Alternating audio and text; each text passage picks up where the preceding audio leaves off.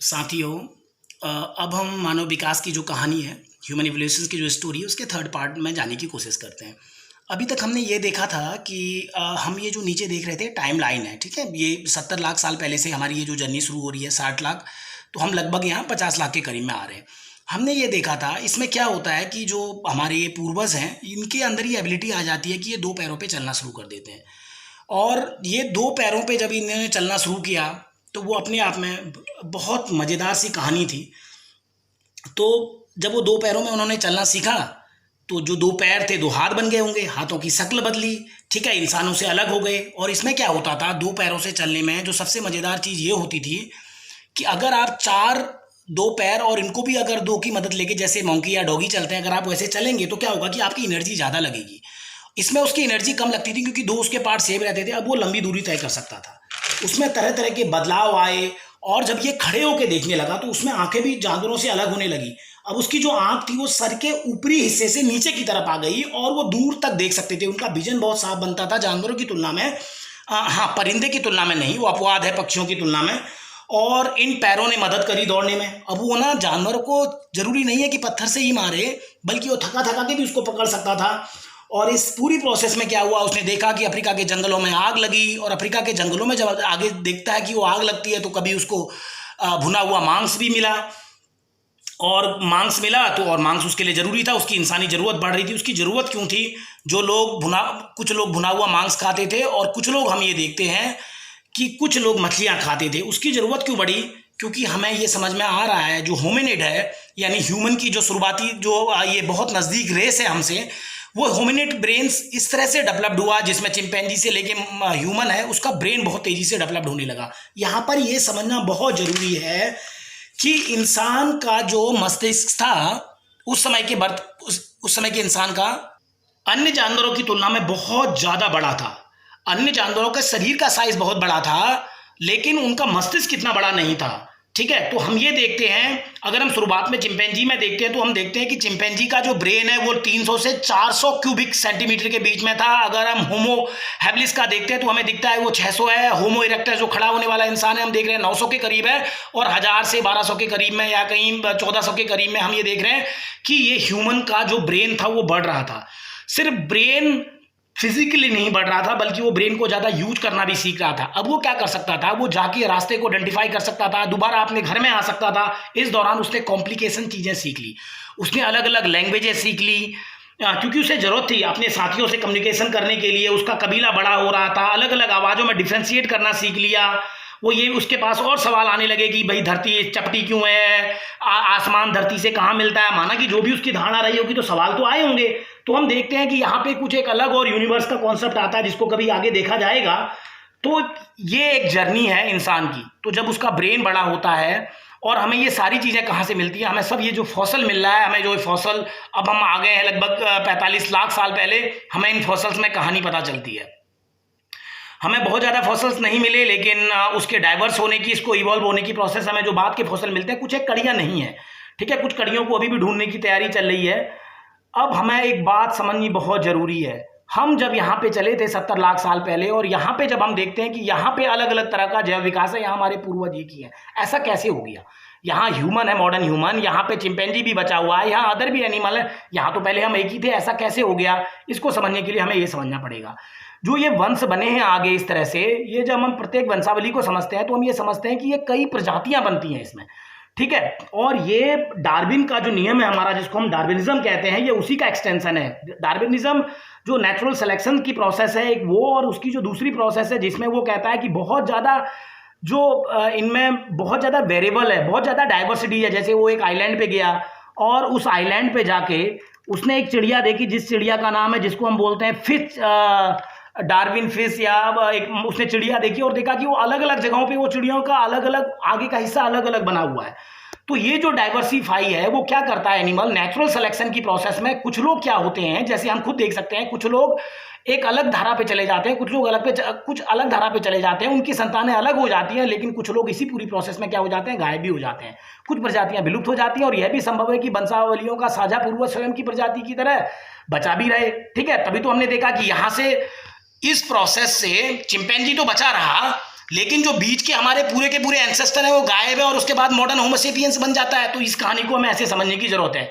ठीक है, इस कहानी को हम कैसे समझेंगे? इस कहानी को समझने की हमें ऐसे जरूरत है कि 70 लाख साल पहले हमारे कॉमन एंसेस्टर थे। किसके? ह्यूमंस और चिंपैंजीज के। चिंपैंजी बचा हुआ है, हमारे एंसेस्टर गायब हो गए। क्यों? इसी प्रोसेस को जो डार्विन कह रहा है वो नेचुरल सिलेक्शन का प्रोसेस है। यही इवोल्यूशन आपका इवॉल्व हो रहे हैं और ओवर द टाइम से अलग अलग कारणों से चेंज हो रहा है। कैसे चेंज हो रहा है? हमारा कॉमन एंसेस्टर होने के बाद भी न्यू राइज क्यों हो रहा है स्पीसीज का? तो इसके बारे में कह रहा है, इसके बहुत सारे कारण है। एडॉप्टेशंस, हर प्रजाति अपने आप को अडॉप्ट करती है।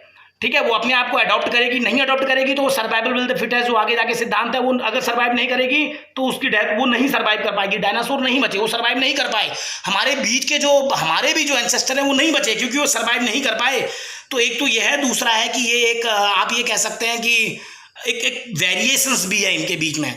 तो इनको समझने की कोशिश करें। We know about to the extinct relatives, हमारे जो रिश्तेदार है ना, ये जो हमारे गायब हो गए, हम इनके बारे में हमें कैसे पता चलता है? फॉसिल से। फॉसिल्स क्या है? फॉसिल्स के बारे में मैंने आपको पहली वाली प्रेजेंटेशन में बताया था कि जो ह्यूमन बॉडीज या एनिमल बॉडीज या जो प्लांट्स है वो एक तरह से क्या हो गए? सेडिमेंट इकट्ठे होने की प्रोसेस में, वो एक रॉक के प्रोसेस में या इस तरह से वो कंजर्व हो जाते हैं। तो इस तरह से हमारे सेडिमेंट्स बनते हैं, सॉरी इस तरह से हमारे फॉसिल्स बनते हैं। फॉसिल्स एक बहुत ही इंपॉर्टेंट आर्कोलॉजिकल रिसोर्सेज के रूप में इनकी कार्बन डेटिंग की गई। हमने पहले बताया था आपको, पता चला कि ये कितने साल पुराने हैं। जहाँ ये मिले थे उन चट्टानों की एज से हमें पता चला कितने साल पुराने हैं। इनके हमने फीचर्स देखे, इनके टीथ देखे। टीथ भी एक बहुत इंपॉर्टेंट फीचर्स है समझने के लिए। ये एक अलग तरह का फॉसिल्स है, इसमें अलग तरह का आप देख रहे हैं, उसका जबड़ा अलग है, अलग तरह का थूथना, ये सारी चीज़ें अलग तरह की है। तो ये सारी चीज़ें ह्यूमन इवोल्यूशन की प्रोसेस में। टीथ बहुत इंपॉर्टेंट है, किसी नेशनल म्यूजियम्स का पार्ट है और टीथ बहुत इंपॉर्टेंट प्रोसेस है। आगे क्लासेस में आप आगे जाके पढ़ेंगे कि कैसे एक टीथ बहुत इंपॉर्टेंट पार्ट था ह्यूमन की इस डेवलपमेंट की यात्रा को समझने के लिए। ये कुछ बोन मिली है,